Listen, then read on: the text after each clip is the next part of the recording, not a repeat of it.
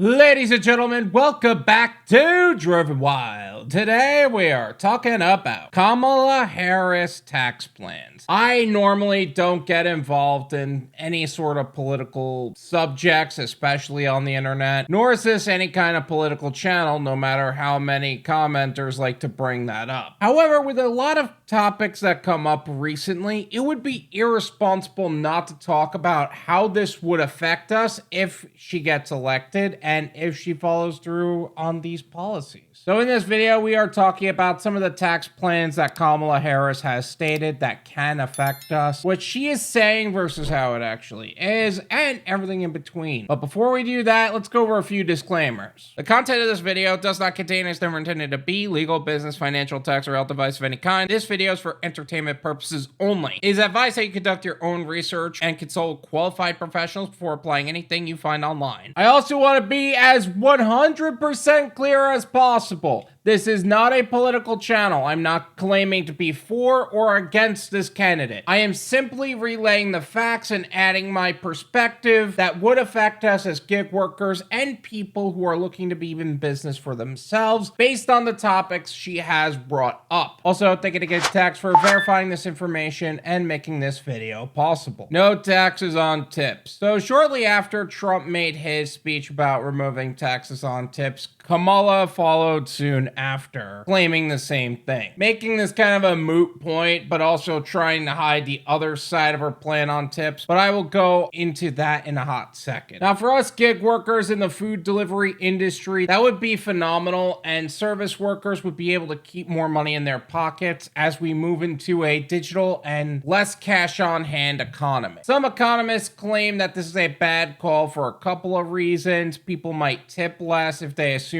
workers would keep a greater share of the tips, and also worry that if the conversation is focused on taxless tips, efforts to raise both tipped and untipped minimum wages may fall by the wayside. Now, for us as gig workers, we could still choose what we want and what we don't want, so that is kind of a moot point. But for service workers, this makes a heck of a difference. SitUp Program. The SitUp Program, or the Service Industry Tip Compliance Agreement Program, is a voluntary tip reporting system between the IRS and employers in various service industries designed to take advantage of advancements in point of sale, attendance, time, and electronic payment settlement methods to improve tip reporting compliance, meaning that they would be reporting even more of the tips than people were reporting previously. This would further drive away the point from tipping cash after service into a even more moot point. That also said, it's also kind of a counterintuitive thing. Why have this program if they aren't going to tax tips? Maybe they're trying to reduce the taxes on their end by not taxing them as much in that particular subject, but I don't know. It's too early to claim any of this as reality. I'm going to go over that concept later in the video. Capital gains tax. Under current law, taxpayers pay taxes on the growth in the value of their assets when they are sold or realized. Gains on assets held for less than 1 year are subject to ordinary income tax rates, while gains on assets held for longer than a year are taxed at a top rate of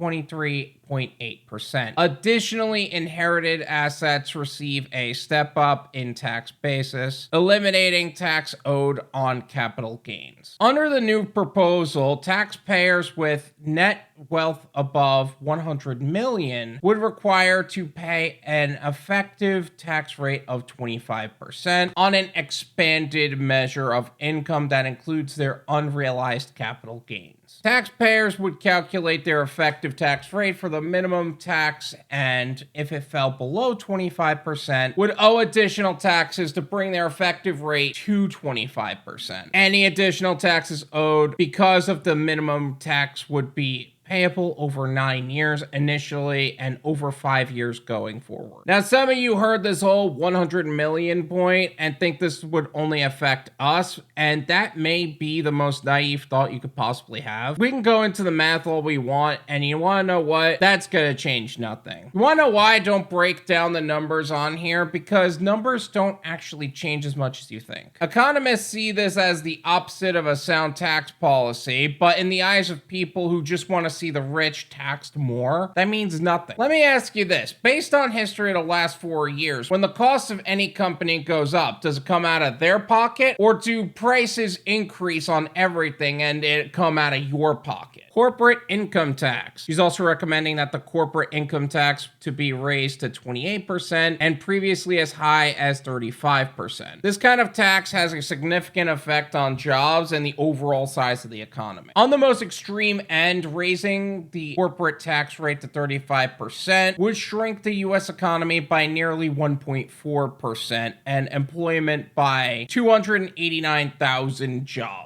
It would raise 2.2 trillion on a conventional basis, shrinking to 1.6 trillion on a dynamic basis, which factors in how a smaller economy with smaller incomes would shrink other tax revenues. Studies have shown that the corporate income tax is the most harmful to economic growth. Child tax credit. Harris would restore the CTC or child tax credit expansion under the 2021 American Rescue Plan Act, ARPA, which increased the credit from $2,000 under the current law to $3,000 for older children and $3,600 for younger children for 2021 only. The ARPA expansion also removed work and income requirements to claim the credit, providing the maximum credit to qualifying individuals regardless of whether they had earned income at all. On top of this expansion, Harris would provide $6,000 for newborns in the first year of their life, resulting in the CTC that provides $6,000 for children under 1 year old, $3,600 for children 2 through 5, and $3,000 for children 6 and older, which to new parents and gig workers who are kind of trying to help their kids through school and paying their bills, and that's why they're doing gig work in the first place, that would help a lot. Earned income tax credit expansion. Harris also plans to expand the EITC for single and joint filers who do not claim children on their tax returns, which those of you who have stated that they also wish to have tax credits without having children, this is an opportunity for you. Premium tax credit expansion. Harris would extend or make permanent the expansion of health insurance premium tax credit PTC subsidies enacted under ARPA, which are set to expire at the end of 2025. This doesn't affect gig workers who don't have health insurance, but for those who are looking for a way to afford it, that would help people for sure. Housing tax credits. Harris also proposes a wide array of new housing tax incentives and penalties. For housing construction, she includes an expansion of the existing low-income housing tax credit, similar proposal in the FY 2025 Biden-Harris budget would cost $37 billion over a decade, as well as a new tax credit for the construction of starter homes. This would be a great addition for people looking to get started in the housing market. The package would establish a $25,000 down payment assistance program for first-time home buyers. Previously, the Biden-Harris administration had proposed a combination of credits and direct support to similar groups, but the new proposal is focused entirely on the down payment assistance.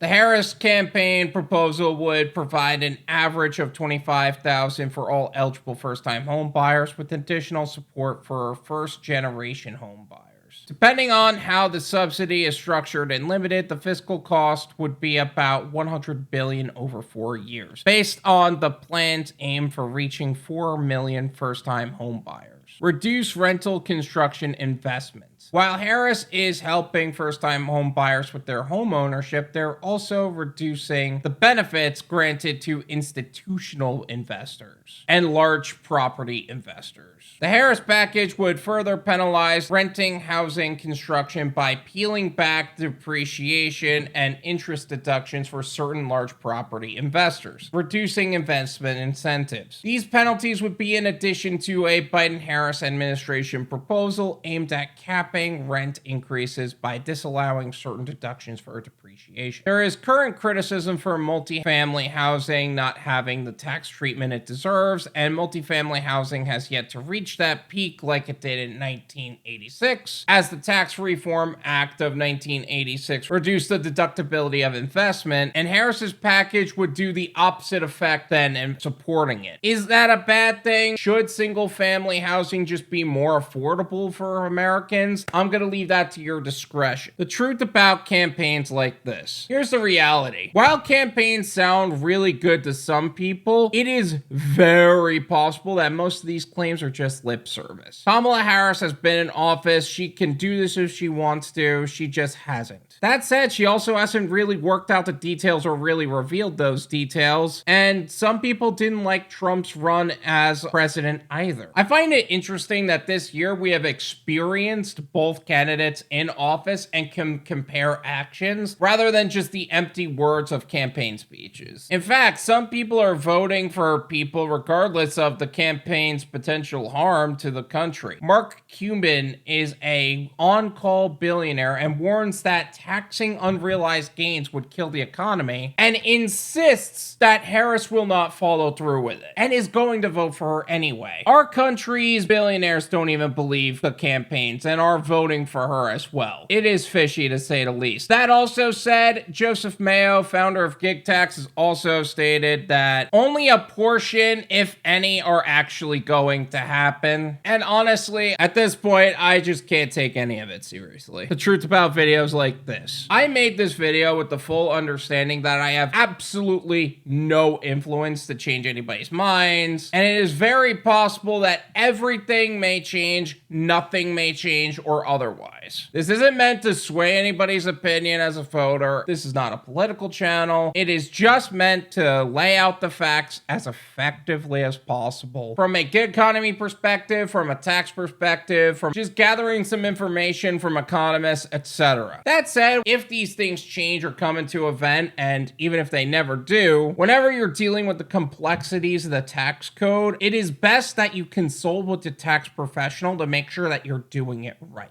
And that's where GigTax is here to help. As somebody who has ventured into self-employment via food delivery apps, the income is promising. That said, you are also faced with challenges in navigating taxes as a self-employed person and transforming your gig into a sustainable business. GigTax was founded by Joseph Mayo, a seasoned gig worker with over 7,000 deliveries across 7 platforms since 2020, and they understand the challenges of freelancers, rideshare drivers, couriers, online sellers, and gig workers of all kinds. Their #1 online tax preparation service is designed to help maximize tax savings and save you time, energy, and money. Enjoy exclusive discounts on tax prep services, as well as a range of additional benefits such as electronic filing, strategy sessions, year-round direct access to tax pros and financial partners, the client app and portal, tax planning services, quarterly tax reviews, all of which are absolutely free when filing with GigTax. Book your free strategy session today at gigtaxservice.com/drivenwyld and enter the code WYLD in all lowercase letters to access your special offering. Let GigTax simplify, educate, and support you on your tax journey, whether you're a gig worker looking to make some extra money or becoming a successful entrepreneur leading an incredible lifestyle. Visit GigTax using the link in the description and get started with saving the money you make and making even more along the way. Thank you so much for watching. I really appreciate it. As always, make sure to hit the like button, subscribe if you're new, and I'll see you guys next time.